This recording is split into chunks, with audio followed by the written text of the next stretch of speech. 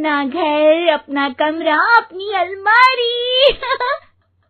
ये बोलकर जैसे ही सिद्धि अलमारी खोलती है तो सामने उसके कपड़ों की जगह कुछ और ही रखा होता है। माँ, ओ माँ, जरा कमरे में तो आना। सास और रानी वहां पहुंच जाते हैं। रानी ने पहनी होती है सिद्धि की जींस और टी शर्ट। अरे भाभी, ये क्या? ये तो मेरी बड़ी ही महंगी टी शर्ट है, इसे आपने घर में क्यों पहनी है? अरे बहुत मिलती है दीदी ये चौक की मार्केट में, 150 में। ओ भाभी प्लीज, ये एरोपोस्टल है, 2000 की एक टी शर्ट।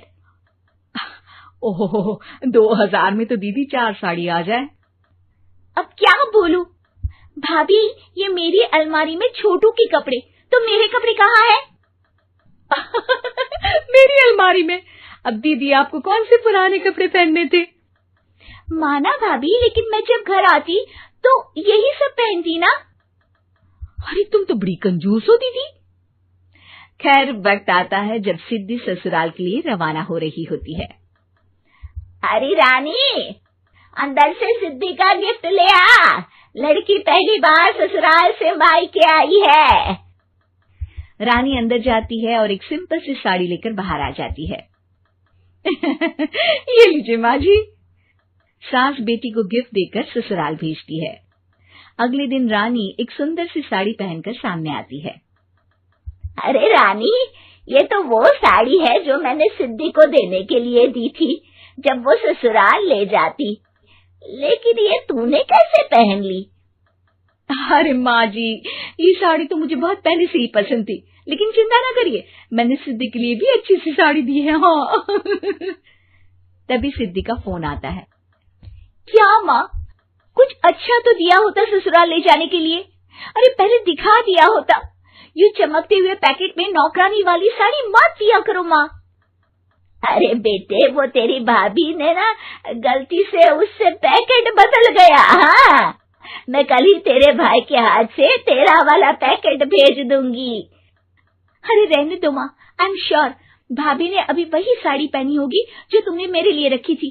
तुम तो समझ नहीं पाई उनको। खैर छोड़ो, मैं ज्यादा बोलती अच्छी नहीं लगती, रहने दो, आपको उन्हीं के साथ रहना है, फिर बात करेंगे। सास को रानी पर गुस्सा आ जाता है। वो उसके कमरे में जाती है जहाँ वो शादी का एल्बम देख रही होती है। रानी, मार्केट जाकर एक ऐसी ही साड़ी लेकर आ, कल प्रतीक जाकर सिद्धि के घर दे आएगा। अरे क्यों माँ जी, कितनी साड़ी देनी है दीदी को? यहाँ कोई सेल लगी है क्या? अरे चुप कर, मेरे बेटी के हिस्से की साड़ी खुद पहन ली, अब ज्यादा ज्ञान बांट रही है। एक दिन सिद्धि का फोन आता है। माँ, मेरी सास ने आप सबको खाने पर बुलाया है। सारे लोग सिद्धि के ससुराल पहुँचते हैं। खाना खाकर वो लोग निकल रहे होते हैं कि सिद्धि की सास सभी को गिफ्ट देती है।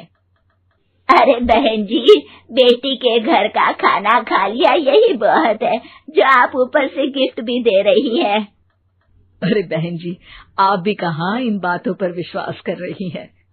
सास सभी को गिफ्ट देती है, लेकिन रानी को जो साड़ी देती है वो अजीब सी हरे रंग की, लाल रंग की बड़ी छाप वाली होती है। अरे छी, ये कौन पहनेगा? सासू माँ को तो जरी वाली इतनी सुंदर, और मेरे लिए ये नौकरानी वाली।